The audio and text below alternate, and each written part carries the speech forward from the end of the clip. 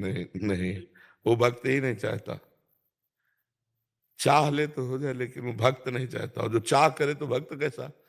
जाहि न चाही कबहू कछु, तुम सन सहज सने, बसहु निरंतर तासुर, सो राउर निज गे। जीवन भर चाह मिटाने की ही तो बात की गई है। साधुता का मतलब क्या है? हमें कोई चाह ना रह जाए, हमें कोई आवश्यकता ना रह जाए, ना हमें जीने की चाह, न मरने की चाह, ना हमें शरीर स्वस्थता से मतलब, ना स्वस्थता से। तुम सन सहज सने, आपसे केवल प्यार हो। अगर ये चाह हो जाए कि हमारे रोग निवृत्त हो जाए, दुख निवृत्त हो जाए, तो फिर ये तो हो सकता है, लेकिन भगवत प्राप्ति नहीं हो सकती। भगवत प्राप्ति तभी होती है, हे नाथ, आपका दिया हुआ हर दुख मुस्कुरा कर सहूंगा, ना आपसे कहूंगा ना किसी से कहूंगा।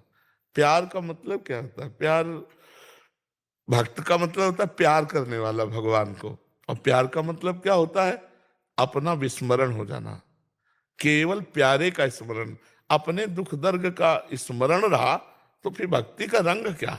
भक्ति का रंग है प्यारे के स्मरण में मगन रहना और अपने को भूल जाना। और ज्ञान का रंग है सब कुछ भूल जाना, केवल मैं में स्थित हो जाना।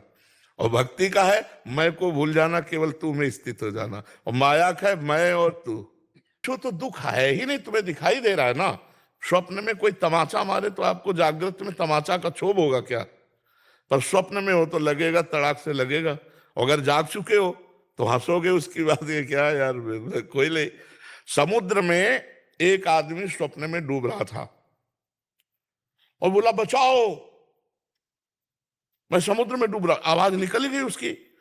तो बाहर के लोग अब क्या करें, उसको कैसे बचाएं? नौका ले आवे, तैराक ले आवे, क्या करें आप बताओ?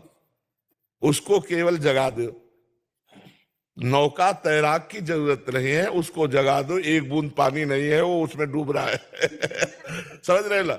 ऐसे ही जब ज्ञान में, भक्ति में जग जाया जाता है तो भैया दुख होते हुए भी दुख नहीं है।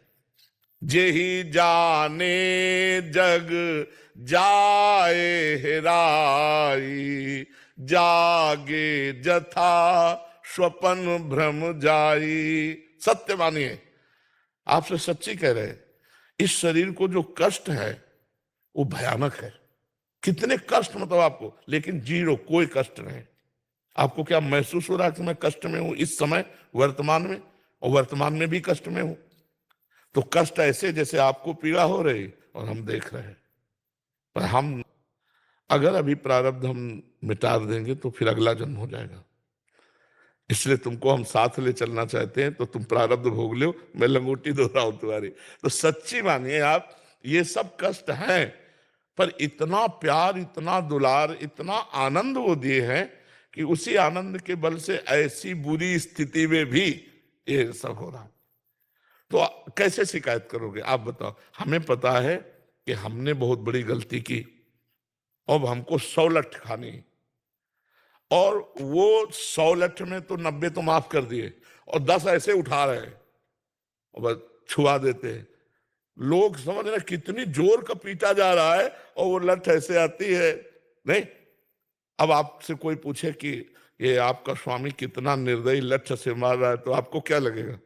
आपको लगेगा तुम कृपा नहीं जानते यार। नहीं, 100 लठ लगनी थी और ये जो 10 लग रही ना, ये केवल ड्रामा है। लठ लगाने का ड्रामा है, लठ नहीं लग रही। ऐसे ही पूरा जीवन हो रहा है, आप सच्ची समझ लो। केवल दुख का एक ड्रामा है, दुख नहीं है। भगवान अपने जन को दुख देते हैं। अरे आनंद समुद्र उनकी, मतलब उनके, हम बता रहे कि वाणी आगे बोल नहीं सकती कि